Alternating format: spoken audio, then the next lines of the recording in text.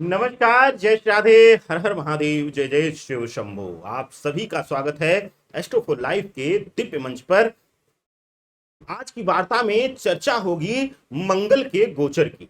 मंगल देव गोचर कर रहे हैं 18 अगस्त को संध्या वेला में गोचर करके जा रहे हैं सूर्य की राशि से बुध की राशि यानी कि सिंह राशि से निकल करके कन्या राशि में गोचर कर रहे हैं। कन्या राशि में गोचर कर्क राशि वालों के लिए, कर्क लग्न वालों के लिए कैसा इफेक्टिव होगा, कैसा प्रभावित होगा, यह देखिएगा। देखिए, जो भी लोग प्रश्न करते हैं, मैं साफ साफ कह दूं, जो लोग गुमराह करने वाले हैं चंद्र राशि लग्न राशि लिखने, देखिए गोचर जब भी देखा करिए कि प्रधानता यही रहे कि अगर लग्न पता है तो लग्न से देखिए, काफी हद तक सटीक बैठेगा। अगर आप सिर्फ मंगल गोचर का प्रभाव जानने के लिए देखिए, बाकी गोचर का भी एक महानुभाव ने, सज्जन ने पूछा, प्रवीण जी ने बड़ा कटाक्ष कर रहे थे कि बाकी ग्रहों का रोल है, और उन्होंने पूछा कि गोचर का इतना बड़ा अहमियत है। बिल्कुल अहमियत है। गोचर, वर्तमान गोचर हमारे जीवन में 60% भोग का कारक बनता है। 60% भोग जो होता है वह गोचर फल का होता है, वर्तमान गोचर का होता है। इसीलिए वर्तमान गोचर से नवमांश चक्र की गणना की जाती है। तो आप सब भ्रमित मत होइए। वह लोग जो आपको गिना करके कि मंगल गोचर करके सूर्य के साथ युति बना रहा है, यह बना रहा है, वो सम्मिलित गणना है। सिर्फ मंगल के प्रभाव की अगर चर्चा होगी, सिर्फ मंगल के गोचर की बात होगी, जिसमें हम अपने कार्य में ईमानदारी अगर दिखाते हैं, तो सिर्फ मंगल के गोचर के प्रभाव की ही चर्चा करेंगे। और मंगल के गोचर में बात होगी कर्क राशि वालों के लिए कैसा होगा, आपकी राशि, आपके लग्न के लिए प्रभाव एक एक करके जानेंगे। बाकी ग्रहों की अभी कोई बात नहीं होगी, क्योंकि वह बातें जो है वह सामूहिक गणना फिर हो गई, किसी एक गोचर की नहीं। तो सुनते रहिए। आपकी आप माला माल कर रहे हैं, अब करोड़पति बना रहे हैं। कुछ ज्योतिषी तो रोजे माला माल करते हैं, रोजे उनका शुक्र और मंगल बुध का गोचर हर महीने में देखेंगे आप, तो माला माल करोड़पति कर रहे होंगे। तो जरूरी थोड़ी ना है। जो फैक्ट्स है, जो नियम है, जो सूत्र हैं, उनके अनुसार आप जानिए, उनके अनुसार गणना कीजिए, उसके बाद आप खुद अपनी कुंडली से देखिए ना। हम तो कह रहे हैं गोचर अध्ययन, गोचर का जो फलित बताया जाता है वो उन्हीं लोगों के लिए बताया जाता है जो अपना लग्न चार्ट देख करके लग्न की गणना कर सके। मैं आपकी कुंडली विश्लेषण नहीं कर रहा हूं, तो आप लोग भ्रमित मत होया करिए। आप लोग ज्योतिष के मूल सूत्र पर जिस दिन जीना शुरू कर देंगे, उस दिन भ्रम के और गलत विद्या के शिकार नहीं होंगे, आप गलत चीजों के शिकार नहीं होंगे। आइए, ज्यादा चर्चा अब इस पर नहीं करेंगे, शुरू करेंगे आज की वार्ता। लेकिन उससे पहले एक छोटी सी जानकारी कि अगर आप हमसे 20, 21, 22 लखनऊ में, अहमदाबाद में अक्टूबर में मिलना चाहते हैं, और दिसंबर में अगर हमसे आप मुंबई में मिलना चाहते हैं, तो आप सब दिए गए नंबर पर कॉल और व्हाट्सएप करके अपॉइंटमेंट लीजिए। लिमिटेड समय रहेगा, लिमिटेड सीटें हैं, तो आप बाद में अगर एकदम आके करीब आकर आप सोचेंगे तो पछताएंगे, समय मिलेगा नहीं। क्योंकि मैं वो ज्योतिषी नहीं हूं कि 100 लोगों को समय दे दूं। मुश्किल से मैं 10 से 15 लोगों को एक दिन में देखता हूं, इससे ज्यादा नहीं। तो आइए, अपने आप अपने समय को कंफर्म करिए, जिस भी समय कन्वीनियंट हो आपका।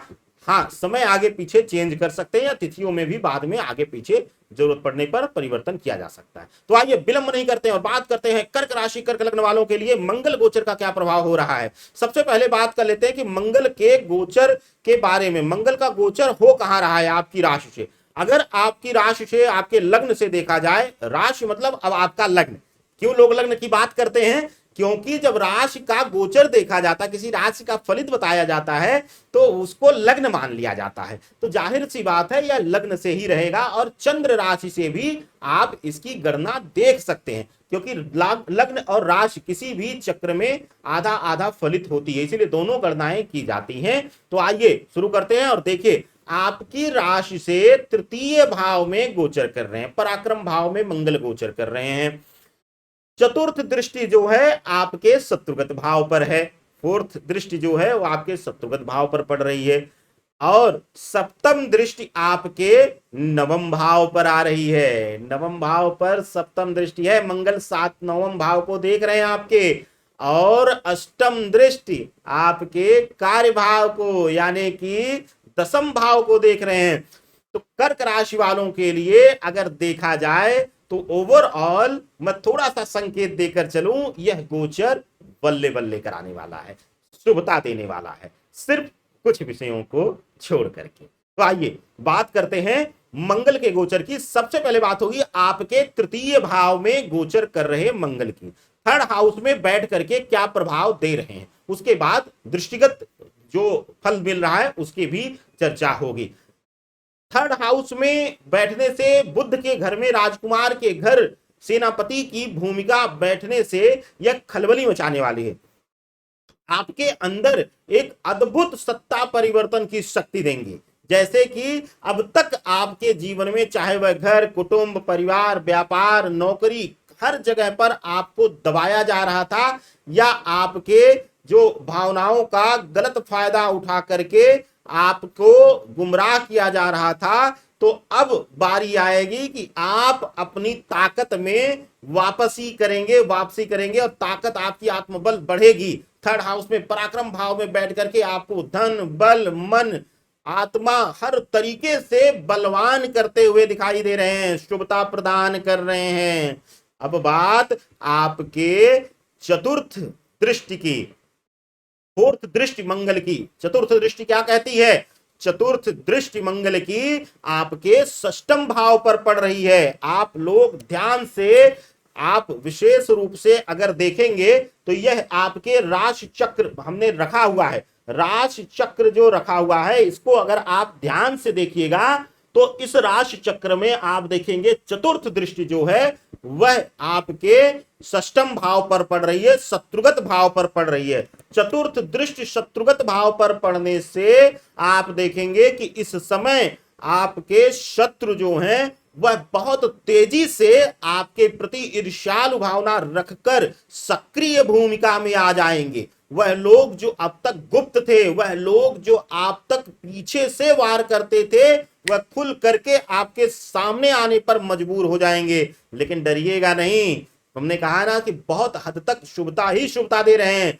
चतुर्थ भाव पर दृष्टि देने से, वह भी गुरु के घर पर दृष्टि देने से, इस समय आप अपने आप को एकदम से बदल लेंगे और क्रोध को त्याग करके अपने षड्यंत्र यानी कूटनीतिक दिमाग का उपयोग करते हुए शत्रुओं पर विजय पाने में कामयाब हो जाएंगे।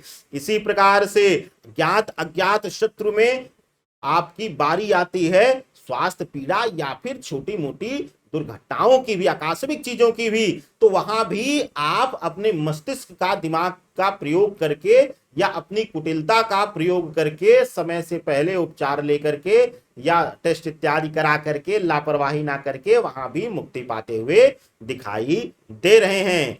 बात अब नवम भाव पर सप्तम दृष्टि पड़ने से, सप्तम दृष्टि मंगल की पड़ने से नवम भाव पर, यहां पर दो चीजों में देखेंगे आपके लिए थोड़ा सा संबंध भाव प्रभावित करेंगे। अगर आप लव रिलेशनशिप में हैं, अगर आप वैवाहिक जीवन में हैं, या बहुत अच्छी मित्रता है, या व्यापारिक दृष्टिकोण से किसी के साथ बहुत अच्छा संबंध चल रहा था, तो वहां पर थोड़ा सा कड़वाहट या अहंकार, अहम की भावना दे करके थोड़ा सा उसको, रिश्ते को डामाडोल कर सकते हैं या हिला सकते हैं। बहुत ज्यादा इंपैक्ट नहीं करेंगे, लेकिन हाँ थोड़ी सी मानसिक दूरी या रिश्तों में तनाव देते हुए दिखाई दे रहे हैं। लेकिन यहां पर आपका भाग्य का साथ आपको मिलता हुआ दिखाई दे रहा है। हर तरफ जिस भी कार्य में, जिस भी निमित्त, जिस भी उद्देश्य से आप हाथ डालेंगे वहां पर सफलता मिलेगी। बात अब आपके अष्टम दृष्टि की। अष्टम दृष्टि आपके कार्य स्थान पर यानी दसम भाव पर पड़ रही है। अष्टम दृष्टि दसम भाव पर पड़ने से यहां पर कार्य भाव थोड़ा सा पीड़ित होता हुआ दिखाई दे रहा है। मन में आलस्य आएगा, मन में कार्य के टालने की भावना जागृत होगी। अगर आप बहुत दिनों से सफलता इस गोचर में पा लेंगे तो हो सकता है कि एक समय आने पर आपके अंदर अहम आ जाए या झूठा अहंकार दे करके कि नहीं जी मैं तो कुछ नहीं करूंगा तब भी ये कार्य बन ही जाएगा, ऐसी भावना देते हुए आपके काम को बिगाड़ते हुए मंगल देव अष्टम दृष्टि से नजर आ रहे हैं। या फिर कह लीजिए कि अगर व्यापारी हैं आप तो हो सकता है लगातार परेशान रह रहे व्यापार से एक बार आप एकदम से नकारात्मक होकर उसको विराम देकर नए सिरे से नए व्यापार या नए कार्य, नई नौकरी की तरफ भी रुझान कर लें। इस तरीके का प्रभाव, इस तरीके की फलित इस गोचर काल में दिखाई दे रहा है कर्क राशि वालों के लिए। अब क्या करना है आपके लिए? एक चमत्कारी उपाय, आइए फटाफट नोट करिए। क्या है आज का उपाय? मंगल को और बल देने के लिए आप नोट कर लीजिए, क्या करना है आपको? मंगलवार और शनिवार को चोला अर्पित करते हुए हनुमान जी को, साथ ही साथ चमेली के पुष्प जरूर अर्पित करें। चमेली का पुष्प अर्पित करेंगे तो चारों तरफ आपकी प्रख्याति फैलेगी और आपका अहम क्रोध शांत होकर आपको हर स्थिति में विजय दिलाने में कामयाबी प्रदान करेंगे। आनंद लीजिएगा, यह उपाय करिएगा चमत्कारी और आपको शुभता जरूर मिलेगा। हमें दीजिए आदेश, सादर वंदन, सादर अभिनंदन। हर हर महादेव, शिव शंभो।